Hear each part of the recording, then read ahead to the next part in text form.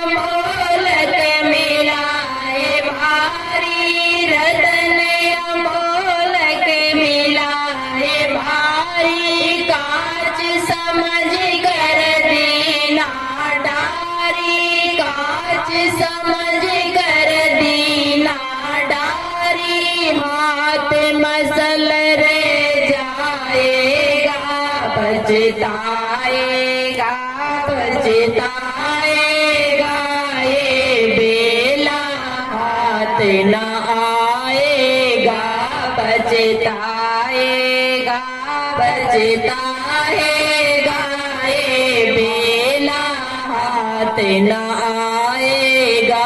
नदी किनारे बाग लगाया, नदी किनारे बाग लगाया, मूरख सोया ठंडी छाया, मूरख सोया ठंडी छाया, चुन चुन चिड़िया सब पल खाया, चुन चुन चिड़िया सब पल पकाया, खाली खेत रे जाएगा पछताएगा पछताएगा, ये बेला हाथ न आएगा पछताएगा पछताएगा, ये बेला हाथ न आएगा, ये बेला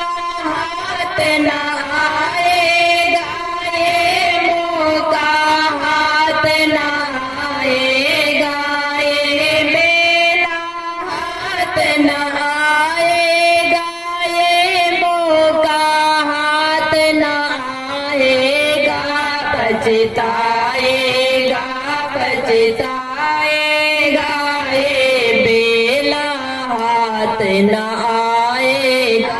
लगा बाजार नगर के माई, सौदा कर लो सब सुखदाई, लगा बाजार नगर के माई, सौदा कर लो सब सुखदाई, ब्रह्मानंद खरीदो भाई, ब्रह्मानंद खरीदो भाई, बेगी दुकान उठाएगा पछताएगा पछताएगा, ये बेला हाथ न आएगा पछताएगा पछताएगा, ये बेला हाथ न आएगा। तो देखिए ये मौका मिला है, ये हाथ से चला जाएगा तो फिर पश्चाताप ही हाथ में रहेगा, कुछ भी हमारे हाथ में नहीं रहेगा। इससे साहेब कहते रतन मिले, हमें रतन जीवन मिला है, रतन का जतन कर माड़ी का सिंगार, आया कबीरा फिर गया झूठा है अहंकार। तो ये अवसर हमें बड़े भाग से प्राप्त हुआ है, पर हम तो उस धोबी के गधे की तरह हो गए। एक छोटी सी कथा याद आ गई कि एक धोबी अपने गधे को लेके जा रहा था, उसे एक चमकीला पत्थर मिल गया। उन्होंने कहा यार ये पत्थर तो बहुत चमकीला है, बड़ा ही सुंदर पत्थर है, ये मेरे गधे के गले में बांध दूंगा तो मेरा गधा कितना अच्छा लगेगा। पहले पशुओं को गले में घुंघरू की माला पहनाते थे, बड़े बड़े टोकरे बांधते थे, आपके यहाँ भी बांधते हैं ना। एक बार मैं छत्तीसगढ़ में उधर कापसी कोसमी तरफ आई, डोंडीलवारा की तरफ, तो गाय के गले में बड़ो टोकरो बंध रही तो और टन टन टन टन टुक टुक टुक टुक रात भर बजे, हमें नींद ही नहीं आवे। अब घर वाले से कहे कि इस साइड हमारा विश्राम का रूम था, उधर पीछे उनका पशु बांधने की जगह थी। अब क्या करें, नींद ही नहीं आ, वो बड़ा टोकरा आवाज करे खूब जोर जोर से। अब मैंने कहा मालिक को कैसे उठाएं, सब लोग सो रहे, उनका घर के भीतर घर फाटक। रात भर हम सो नहीं पाए, अब सवेरे तो सत्संग देना था, अब रात भर नींद नहीं आए तो आप सब समझते हैं। हमने कहा भैया कल आपका गाय को यहाँ बांधना नहीं तो इनका टोकरा निकालना। तो उन्होंने फिर उसमें पेरा डाल दिया दूसरे दिन, तो पेरा से उसकी आवाज बंद हो गई। तो पहले पशुओं के गले में कुछ ना कुछ बांधते थे। और मैंने एक और देखा छत्तीसगढ़ में कि जो गाय चरने जाती है नी, तो उनके गले में बड़ा सा लंबा सा डंडा बांध देते। और एक और देखा कि 2 गाय को मिला के बांधते।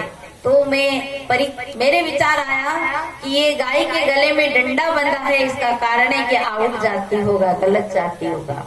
और ये 2 बंधी है, मतलब ये गलत भक्ति होगा, आगे आगे भक्ति होगा, इसे दोनों के गले में ये रस्सी बांध दी। देखिए पशु में अवगुण है और उस अवगुण को ग्वाला परख लेता है, इसे उसके गले में बड़ा डंडा डाल दिया कि ले भोग तेरे कर्मों की सजा।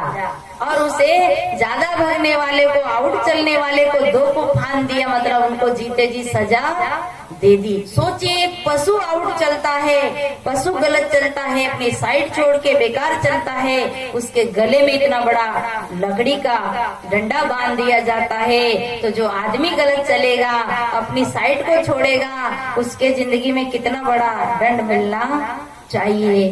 तो उस कुमार ने उस पत्थर को देखा कि बड़ा सुंदर पत्थर है, और मेरे गधे के गले में बांधूंगा तो गधा बड़ा सुंदर लगेगा। उस पत्थर को उस कुमार ने गले में उस पत्थर को बांध दिया और बांधकर अच्छा मटक मटक के अपने गधे को ले जा रहा है। जब पहले बैलों के घुंघरू बांधते थे, उनके सींग रंग देते थे, तो ऐसे लगते थे किसान की जैसे मैं सबसे बड़ा स्कॉर्पियो गाड़ी लेके चल रहा हूँ, ऐसा लगता था। उस जमाने में ऐसा ही था। अच्छा बैल की जोड़ी होती थी, आपके यहाँ तो नहीं, पर हमारे यहाँ जो अगर अच्छे बैल की जोड़ी है वो बहुत बड़ा मालिक माना जाता था। अब तो बेचारे बैल गाय का तो काम ही नहीं, सबके घर में ट्रैक्टर आ गया। तो उसने उसको बांध कर ले जा रहा था, मटक मटक के जा रहा था, बड़ा प्रसन्न हो रहा था कि मेरा गधा कितना सुंदर लग रहा।